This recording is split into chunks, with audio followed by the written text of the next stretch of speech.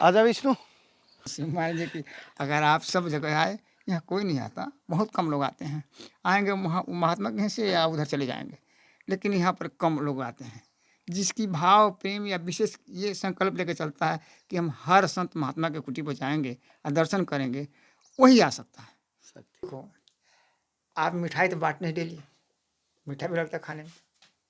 अगर फोड़ा हो जाए आपके शरीर में और उसे कहिएगा कोई ले ले, तो नहीं लेंगे। उसे हमसे कहे कोई कष्ट हमारे ले लीजिए, तो आपका कष्ट लेने के लिए कोई एक भी पूरे संसार में घुमाइएगा, कोई आपका कष्ट लेने के लिए राजी नहीं है। ये केवल उदर पूर्ति के लिए होता है। ईश्वर का भोग लगाएंगे, इससे हमारा मतलब उदर पूर्ति का शरीर का पोषण होगा। बस इसी हमें, अगर मान लीजिए कि इसकी जो है ऊर्जा से, इसकी ऊर्जा से हम संसार का कार्य कर सकते हैं। कार्य कर सकते हैं। अगर मान लीजिए कि भौतिक ऊर्जा, जैसे मान लीजिए कि हम सूर्य की ऊर्जा से या पृथ्वी की ऊर्जा से या गंगा की ऊर्जा से हम आत्मबल ले सकते हैं, इससे हमारी आत्मबल मिलेगा।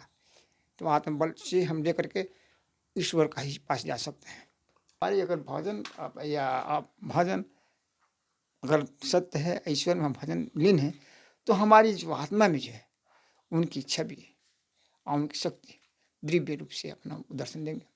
अगर वो आत्मा में अगर भगवान साक्षात हमारे सामने आ जाते हैं, तो नेत्र श्रम चक्षु है, ये नेत्र की ये शरीर की क्षमता नहीं है कि इसके बदले। जैसे मान लीजिए सूर्य की किरण जब आता है, उसमें हम लोग उब जाते हैं। अगर सूर्य नारायण अगर सामने आ जाए तो क्या आप रुक पाएंगे, झेल पाएंगे?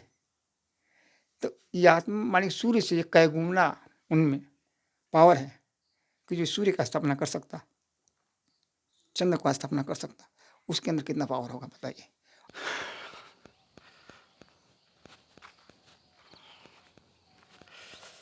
कांटे हैं विष्णु।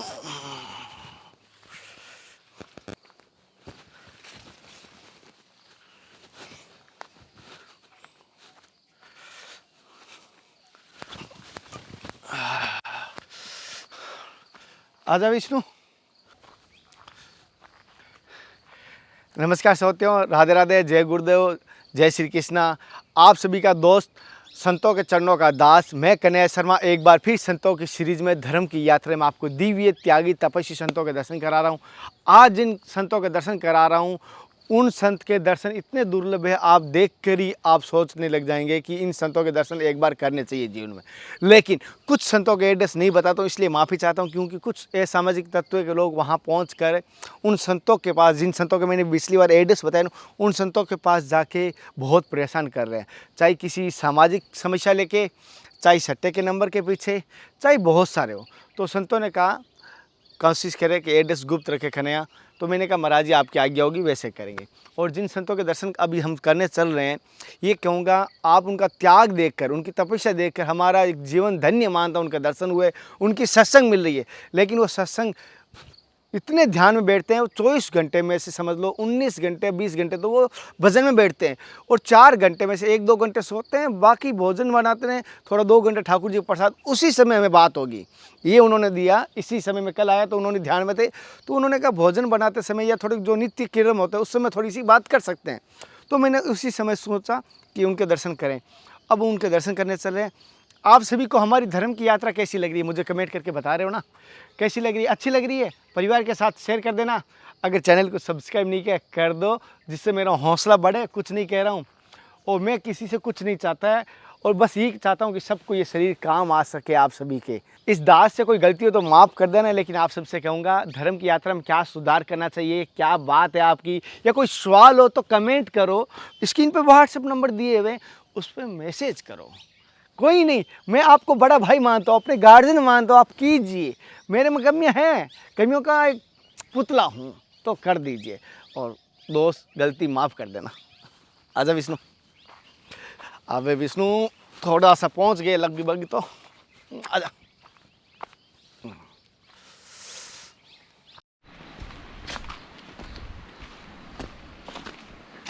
सीताराम महाराज जी।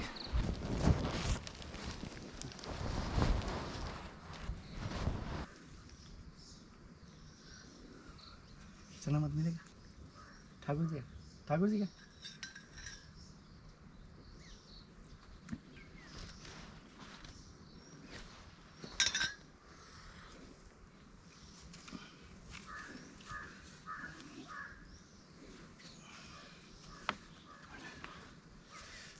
महाराज जी भजन कर रहे हैं, बाद में वापस आता हूँ महाराज जी। ये महाराज जी की कुटिया विष्णु, ठाकुर जी के बाद में दर्शन करूँगा, आऊँगा ठाकुर जी के दर्शन करने के लिए। देख इतनी अंदर है कुटिया, पता ही नहीं, जहाँ गाड़ी भी नहीं आती, कुछ नहीं आता। बहुत समय से यहाँ पे ही हो, भंडारे वंडारे नहीं जाते हो, ये मैंने सुना था।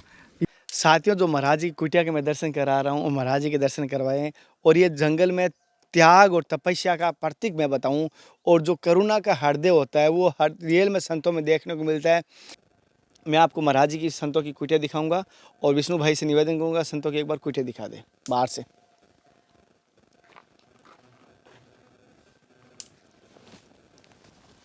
महाराज थोड़ा सा नहीं, थोड़ा सा महाराज, थोड़ा सा बस, थोड़ा सा, इतना नहीं, थोड़ा सा, अरे महाराज जी जो भगवान की हम दोनों कर लेंगे, कर लेंगे। नहीं इसमें अलग अरे महाराज जी बहुत ज़्यादा दिया है महाराज जी। आप बड़े बड़े मठ है, आश्रम है, आपने आश्रम और मठों को छोड़ के इस घनघोर जंगल में है, जहाँ जंगली जानवर, बंदर और भालू है, तो कारण क्या हुआ था आपने? कारण ये है कि देखिए जो संसार है, तो संत लोग कहते हैं, महापुरुष लोग, कि अगर मान लीजिए कि साधु के लिए जो है जंगल इसलिए होता है एकांत वासना में, कि एकांत वास में हम आपका भजन कर सकते हैं, ईश्वर को प्राप्त कर सकते हैं। और संसार में अगर हम रहते हैं तो संसार के जो भजन में हमारी व्याधा, जैसे मान लीजिए कोई आ गया किसी कार्य के लिए, क्या कोई ना कोई किसी माध्यम से आ गया पूजा करने के लिए, तो हमारा डिस्टर्ब होगा। इसलिए हम अब चाहते हैं कि संत जो है निरंतर होता है, संत जो है भजन करते करते भगवान में लीन होना चाहता है। तो अगर हमारे बीच में ही खंडित हो गया तो हम आगे नहीं बढ़ पाएंगे, क्योंकि वहाँ हमारा स्टेप रुक गया। हाँ, चलो मैं आप निरंतर के लिए साधु जंग में था। आवश्यकता पड़ने पर, जैसे मान लीजिए कि ठाकुर जी के संकेत हो गया कि आपका प्रसाद या कोई सामग्री वहाँ भक्त लेकर इंतजार कर रहा है, थोड़ा कष्ट करके आप चले जाइए वहाँ पर, तो हम आपके पास जा सकता हूँ उनके आदेश से। अगर उनके आदेश नहीं है तो फिर हम नहीं जाएंगे, क्योंकि उनके आदेश होगा तो आप भी चले आएंगे। जैसे मान लीजिए कि अगर आप सब जगह आए, यहाँ कोई नहीं आता, बहुत कम लोग आते हैं, आएंगे वहाँ महात्मा कहीं से या उधर चले जाएंगे, लेकिन यहाँ पर कम लोग आते हैं। जिसकी भाव प्रेम या विशेष ये संकल्प लेकर चलता है कि हम हर संत महात्मा के कुटी पर जाएंगे और दर्शन करेंगे, वही आ सकता है। सत्य है। और जिसके ये है नहीं कि चलो हम हर संत के पास नहीं जाए, किसी संत से मिल लेंगे अपन आप चले आएंगे, भेदभाव करते वो नहीं पास तो पाते। मतलब वो जो है कहने का तात्पर्य हर कुटी पर नहीं जा पाएंगे। हर कुटी पर वही जा सकते हैं जिनके संकल्प है कि हमें हर संतों के पास जाना है और दर्शन करना है, और सबका अनुभव अपना अपना लेना, क्योंकि सबका अनुभव जो है अलग अलग होते हैं। वृक्ष देखिए नाना प्रकार के होते हैं, लेकिन वृक्ष में भी नाना प्रकार के रूप लेखा सब कुछ है, क्योंकि सबका वृक्ष का अलग अलग नाम है। लेकिन सबसे श्रेष्ठ वृक्ष वही है कि जो पूजनीय में काम आता है। जी महाराज जी, आप प्रसाद बना रहे थे, प्रसाद बनाते बनाते बात करेंगे, बना लो महाराज जी, कोई नहीं, ठीक है बना लेते हैं, कोई नहीं, बनेगा भी समय लगेगा। आप लोग नहीं नहीं आए हुए हैं, नहीं महाराज जी, मैं तो आपको बस प्रणाम करता हो हूँ। सके हमारी परीक्षा भी लेने आए हो। नहीं नहीं नहीं नहीं महाराज जी, नहीं नहीं नहीं देखिए ज्ञान की परीक्षा, ज्ञान तो हमारे पास है नहीं। देखिए महामूर्खानंद है, ज्ञान तो ईश्वर का ही पास होता है, नहीं नहीं नहीं बाकी ज्ञान तो समझ के हमारे पास तो है नहीं। नहीं, बड़ा अच्छा लगा। मैं आऊँगा पास आपके, और कल परसों कोशिश करूँगा कुछ छोटी मोटी सेवा लाऊंगा। कुटिया देख ली ना, मैं पता चल गया जो आवश्यकता होगी ठाकुर जी जो ऐसा।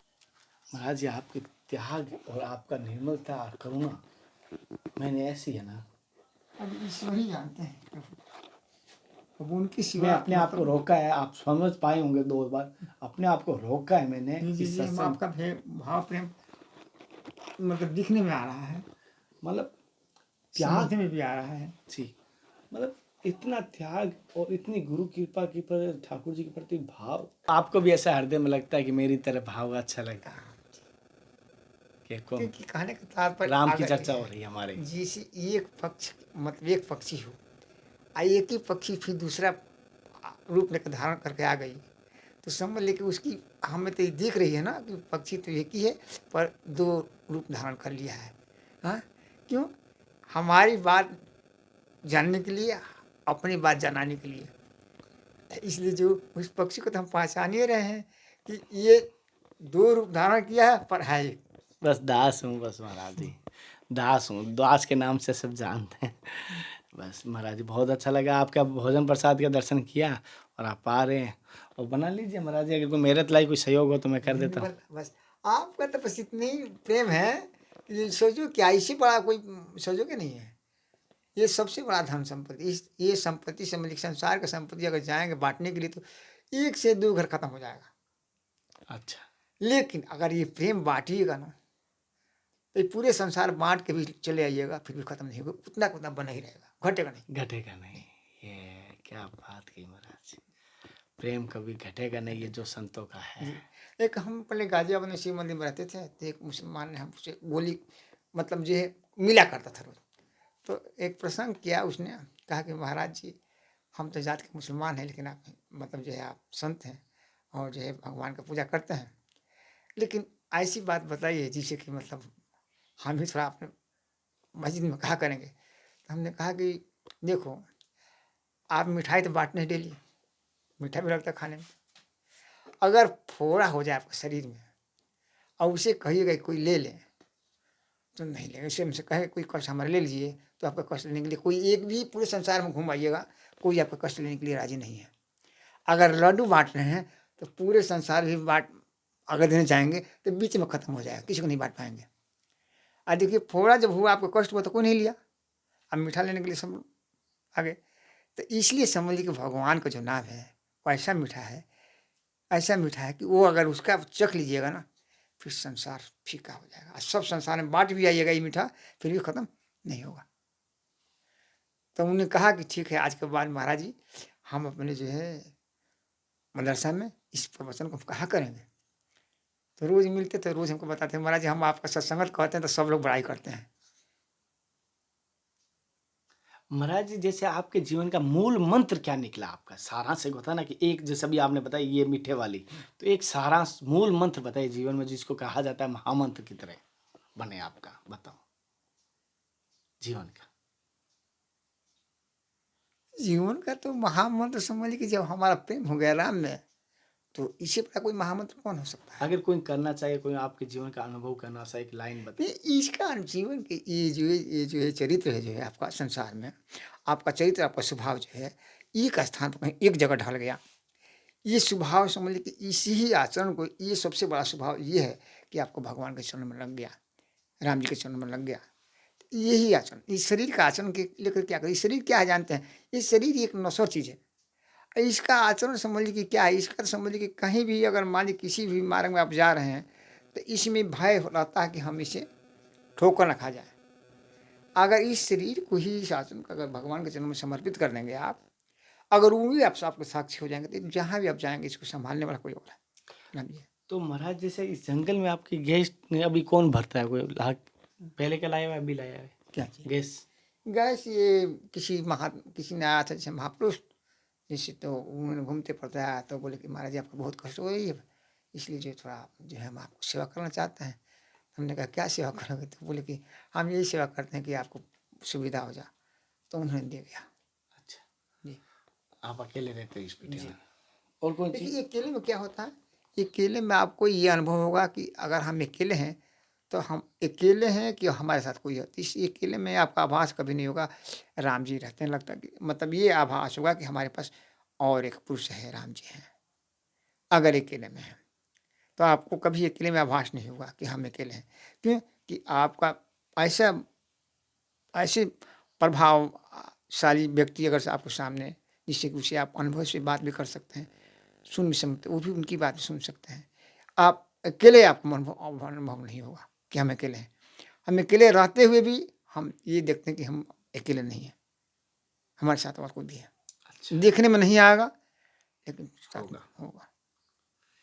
जैसे क्योंकि कि दृष्टि जो है हमारी, जो है दृष्टि जो है चरम चक्षु की दृष्टि है, इस दृष्टि से हम किसी पुरुष को नहीं देख सकते। हम अंतरात्मा से ही अपने अंतरात्मा से उसको हम देख सकते हैं और अंतरात्मा उसको देख सकती है, तो वो आपस में बात कर लेती है।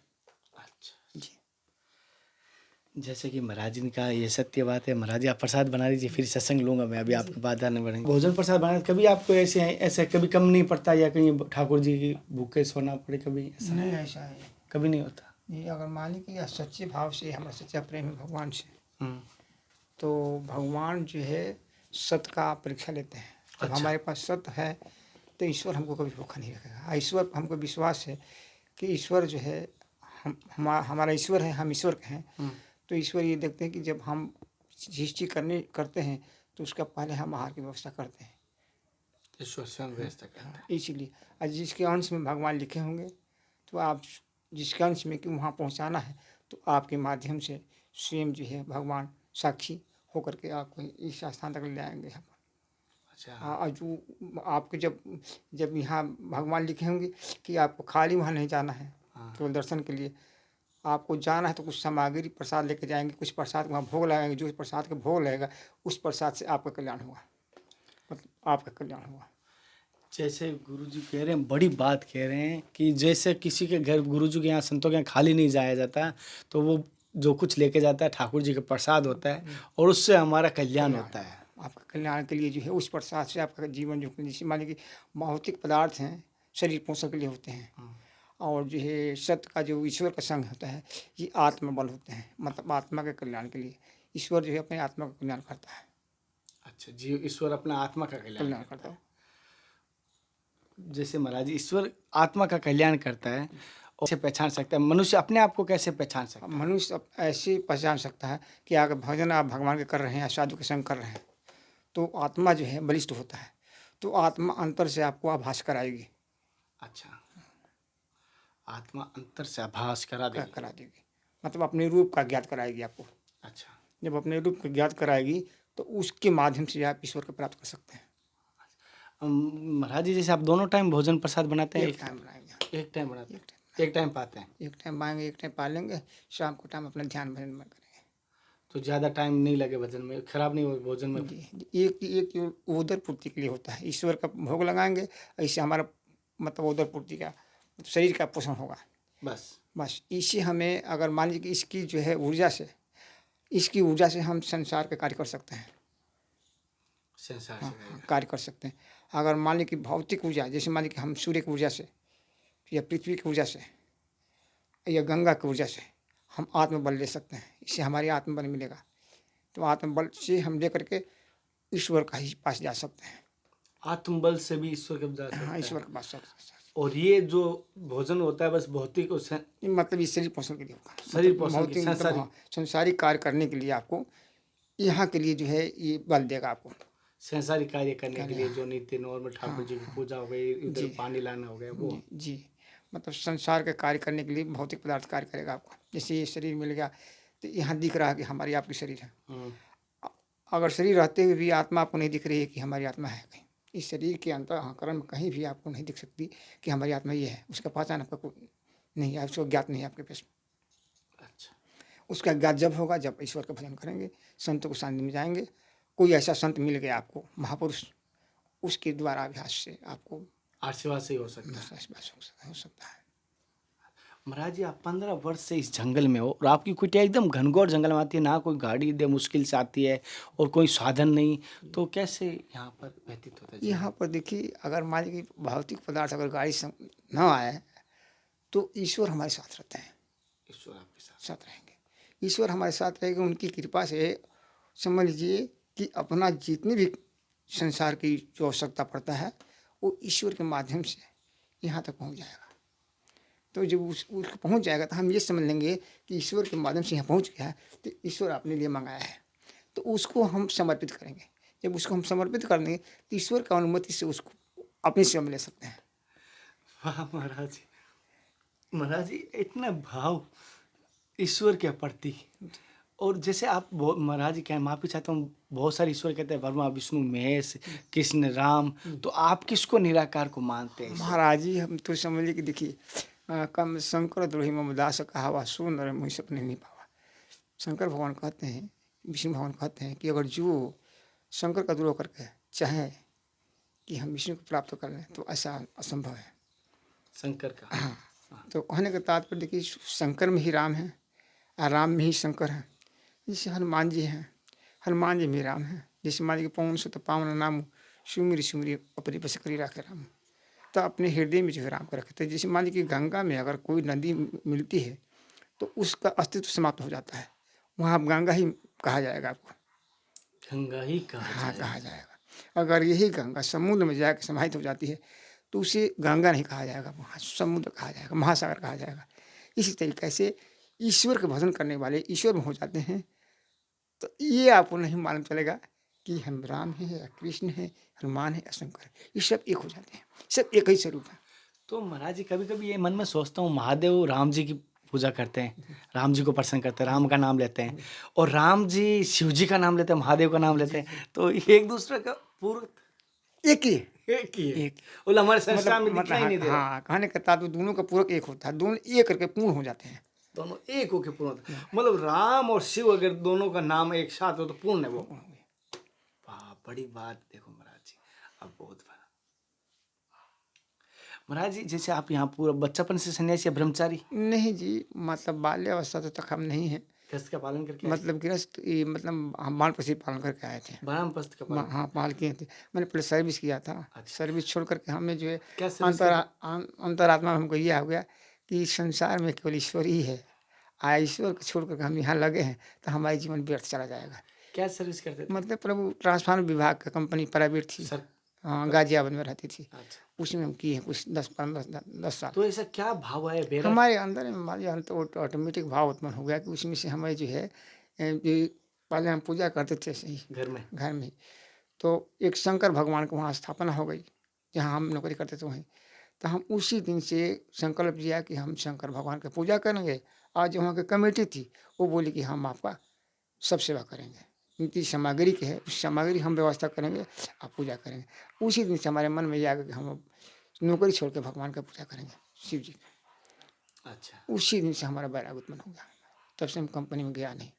तब से तो ऐसे कोई कहना नहीं चाहिए घर वाले या कोई नहीं बोले कि पागल हो गए क्या? मेरे को नहीं बोलते नहीं, हैं वो कभी उनको कभी। ये खासा ये रहा कि भाई उनको जो पैसा था तो वो अपना पैसा ले लिए और हम कहे कि ठीक है, आपकी जब भगवान में रुचि है तो आप यहाँ मंदिर बना लीजिए। मंदिर बनाने के कहे, हमने कहा कि ठीक है मंदिर बना लेते हैं। फिर वहाँ जम नहीं पाया मेरे नाम को, तो हम अलग हो गए उनसे। अच्छा।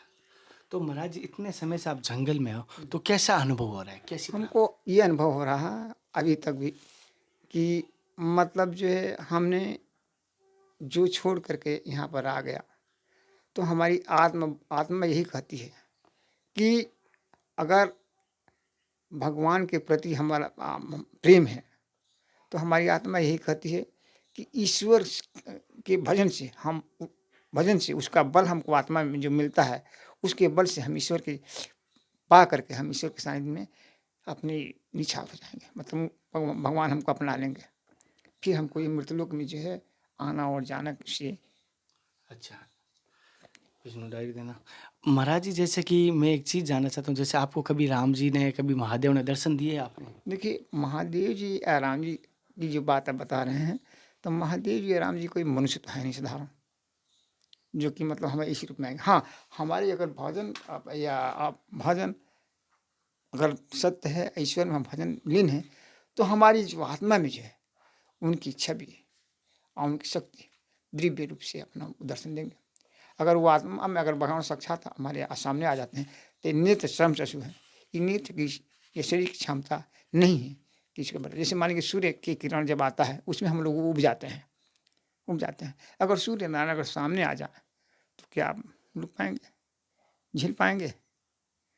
तो ये आत्मा मान लीजिए सूर्य से एक कैगुना उनमें पावर है कि जो सूर्य का स्थापना कर सकता, चंद्र का स्थापना कर सकता, उसके अंदर कितना पावर होगा बताइए।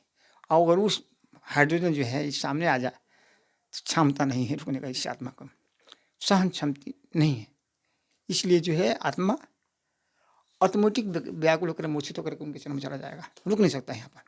अच्छा जी, अवश्य जाएगा। ये हमको अनुभव हुआ है, जो अनुभव है ये बात है। महाराज जी जैसे कि सभी कहते हैं कि सनातन धर्म है, सनातन धर्म है, जैसे कि आपने अपने जीवन में सनातन धर्म के प्रचार के लिए क्या किया महाराज जी?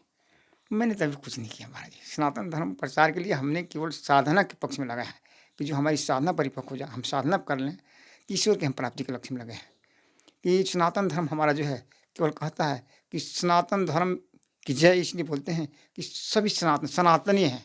हम लोग जितने भी पृथ्वी पर हैं केवल सनातनीय है, यहाँ कोई दूसरी नहीं है। पर जो है कहने का तात्पर्य यहाँ पर जिसकी न समझ है, अज्ञानता ने अपने नाना प्रकार के पंथ बना लिए हैं। लेकिन जो है ये सनातनी जितने भी जीव हैं ये सनातनी उसे कहते हैं जो सदियों से चला आ रहा है। अच्छा, जो सदियों से उत्पन्न होकर चला आ रहा है उसे सनातन कहते हैं। तो महाराज जैसे आप साधना करते हो तो कौन सी साधना करते हो, कौन सी तपस्या?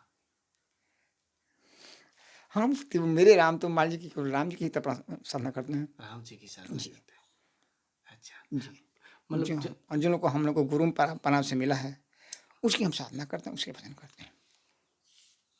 महाराज जी लोग कहते हैं भक्ति करें, भक्ति असलियत में है क्या? भक्ति का क्या कहते हैं, भक्ति भक्ति का अर्थ क्या है? भक्ति का अर्थ ये हुआ है कि अगर मान लीजिए कि आपका स्रोत है, जैसे मान लीजिए नदी है, नदी में अगर एक स्रोत रहेगा या दो चार स्रोत नहीं रहेगा तो नदी चल नहीं पाएगी, नदी में जल नहीं रहेगा। इसी तरीक़ा से हमारे अंदर जो भगवान जी बना है 72 स्रोत हैं। अगर ये स्रोत हैं तो इन स्रोत में हमें अच्छाई उत्पन्न होता है, बुराई उत्पन्न होती है और गुण उत्पन्न होते हैं, अवगुण उत्पन्न होते हैं। हम इन गुणों को भजन के प्रताप से इन दोनों को के हम अलग अलग छान के करते हैं। ये कि मान लीजिए जैसे कि जल और दूध, अच्छा, तो इसे हम अलग अलग करते हैं। तो अलग अलग करने से हमें जो है मतलब सत्य का अनुभव और जो है सत्य का अनुभव और अमृत का ज्ञान होता है। जो सत्य है, जो हम उसको छान लेते हैं वो अमृत है, जिससे कि हमारे शरीर की रक्षा करेगा, हमारा आत्मा का बल देगा, हमारे अंदर कोई विकार है उस विकार को नष्ट करेगा। इसलिए वह स्रोत एक हम लोग बनाने के लिए एक स्रोत लेकर चलें। जैसे मान लीजिए नदी बह गई, नदी सारे स्रोत चारों बगल से आ रहे हैं, हर चारों दिशाएं से, लेकिन जब एक जगह आते हैं तो उनकी धार इतना तेज होता है कि उनके सामने अगर खड़े होंगे तो शायद आपको उसमें दहा भी सकते हैं, उसमें चोट भी खा सकते हैं। उनके अगर एक धार हो जाएगा, तेज होगा, गति उसकी तेज होगी। तो अगर भक्ति का जो गति तेज होगी तो आप ऐसे हो जाएंगे कि संसार आपको एकदम फीका लगेगा। जैसे कि महाराज जी कह रहे हैं भक्ति की अगर गति तेज होगी तो संसार एकदम फीका फीका लगेगा। हो जाएगा आपका। जैसे मान लीजिए पीत के बढ़ जाने से, अगर मिश्री है मीठी होती है, लेकिन मिश्री पीत बढ़ जाए तब मिश्री उस टाइम फीकी लगेगी। अगर मिश्री का सेवन करते रहेंगे आप तो मतलब पीत का जो पावर कम हो जाएगा और मिश्री का पावर तेज होगा, फिर मिश्री मीठी लगने लगेगी आपको। इसी तरीके से भक्ति है। भक्ति का जो समझ के मतलब जो है शोर जो है मतलब जो है पता लोग से मतलब है। मान लीजिए हम लोग का और जो स्रोत हैं ये पृथ्वी से हैं, तो पृथ्वी वाले स्रोत हैं ये सूख जाते हैं, मुझा जाते हैं। और जिसका स्रोत जो पाताल लोक में है महाराज, वो कभी नहीं मुझाता। जैसे कि महाराज जी कह रहे हैं ये सत्य बात है। महाराज जी अभी प्रसाद बना रहे हैं, हम प्रसाद में बाधा बन गए महाराज जी की। तो महाराज जी जो आप जो है अच्छी बात है, जो मतलब जहाँ तक सत्संगत का मतलब है, जैसे कि मान लीजिए जहाँ तक सत्य का संग हो, बस जब सत्य का संग होगा तो आपका ये भी अनुभव होगा कि हमारे जो सत्य का संग अनुभव करने से ये हम संसार में विचर रहे हैं, इसका और उसका जब दोनों का आप मंथन करेंगे तो आपको मालूम चलेगा कि हाँ हम कहीं गए तो हमको इसमें क्या आनंद है, इसमें क्या आनंद है, मतलब इसकी पहचान क्या है, इसकी पहचान क्या है। जैसे कि महाराज जी ने कहा है ये सत्य का अनुभव है और सत्संग एक सत्य का अनुभव ही है। और बड़ी सौभाग्यशाली होता है जिनके संतों की सत्संग मिलती है। और बड़े ही कहते हैं संतों के दर्शन अपने गुरु कृपा से, हरि कृपा से होते हैं। बिन हरि कृपा संतों के दर्शन हो नहीं सकते। तो महाराज जी की आज की सत्संग आपको कैसी लगी जरूर मुझे ज़रूर बताना। फिर मिलते हैं नए संत महात्मा के साथ। तब तक जय हिंद, वंदे मातरम, हर हर महादेव, जय श्री कृष्णा, जय श्री राधे। हे नाथ, हे मेरे नाथ, मैं आपको बोलूँ नहीं, जय सीताराम, हर हर महादेव, जय हनुमान, जय संतों की, जय महाराज जी की। जय श्री सीता। महाराज जी आपका शुभ नाम? श्री गुरु जी महाराज का दिया है एक छोटा सा नाम, राम केवल दास।